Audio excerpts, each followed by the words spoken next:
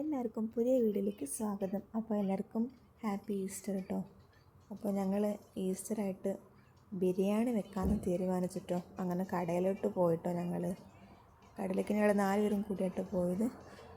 കടയിലോട്ട് ചെന്ന് ആദ്യം നമ്മുടെ കുഞ്ഞാറ്റക്കിലിട്ട പരിപാടി എന്നാ വെച്ചിട്ടുണ്ടെങ്കിൽ ആദ്യം പോയി അവൾക്ക് സ്ട്രോബെറി ജ്യൂസ് ഭയങ്കര ഇഷ്ടമാണ് കേട്ടോ. ആ സെക്ഷനിൽ പോയി നിൽക്കും.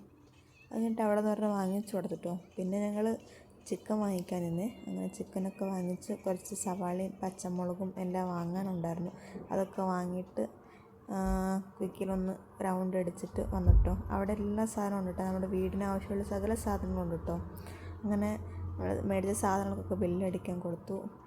ബില്ലടിച്ചു. ബില്ല് എപ്പോൾ അടിക്കായിരുന്നാലും നമ്മളിവിടെ കടയിൽ വന്നിട്ടുണ്ടെങ്കിൽ അവൾക്ക് അവിടെ കയറിയിരുന്നാലേ സമാധാനമുള്ളൂ. അങ്ങനെ ബില്ലൊക്കെ അടിച്ച് ഞങ്ങൾ തിരിച്ചത് വീട്ടിൽ പോവാം കേട്ടോ. വന്നതേ കൊച്ചു വീടൊക്കെ ഒന്ന് വൃത്തിയാക്കുക കേട്ടോ. പിന്നെ ഞങ്ങൾ സവാളയൊക്കെ അരിഞ്ഞ് തക്കാളിയും പച്ചമുളകും ഇഞ്ചി ഞങ്ങളെല്ലാം അരിഞ്ഞ് ചേട്ടായാണ് കേട്ടോ തക്കാളിയൊക്കെ ഇഞ്ചിയും ഉള്ളിയൊക്കെ അരിയുന്നത്.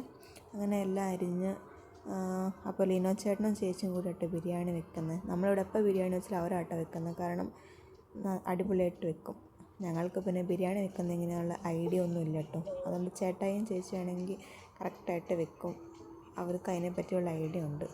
അങ്ങനെ ഞങ്ങൾ ബിരിയാണി വെച്ചു. അങ്ങനെ എല്ലാം സെറ്റാക്കി ഞങ്ങൾ കഴിച്ചപ്പോൾ വൈകിട്ട് 6 മണിയായിട്ടോ. ഇതാട്ടോ ഞങ്ങൾ ഉണ്ടാക്കിയ ബിരിയാണി. പിന്നെ ഞങ്ങൾ 6 മണിയായപ്പോൾ എല്ലാവരും കുളിച്ച് എല്ലാം കഴിഞ്ഞ് ഇരുന്ന് കഴിച്ചു കേട്ടോ. അപ്പോൾ കുഞ്ഞാറ്റയ്ക്ക് ഇഷ്ടപ്പെട്ടു. കുഞ്ഞാറ്റയും കഴിച്ചു നല്ലോണം. പിന്നെ ഞങ്ങളെല്ലാം ഇരുന്ന് കഴിക്കാൻ തുടങ്ങി കേട്ടോ. അപ്പോൾ ഇതാട്ടോ ഞങ്ങളുടെ ഈസ്റ്ററിൻ്റെ വിശേഷങ്ങൾ. വീഡിയോ ഇഷ്ടമായാൽ ലൈക്ക് ചെയ്ത് സബ്സ്ക്രൈബ് ചെയ്തും കമൻറ്റ് ചെയ്തും സപ്പോർട്ട് ചെയ്യണേ. അപ്പോൾ ഇത്രയേ ഉള്ളൂ. ടാറ്റാ.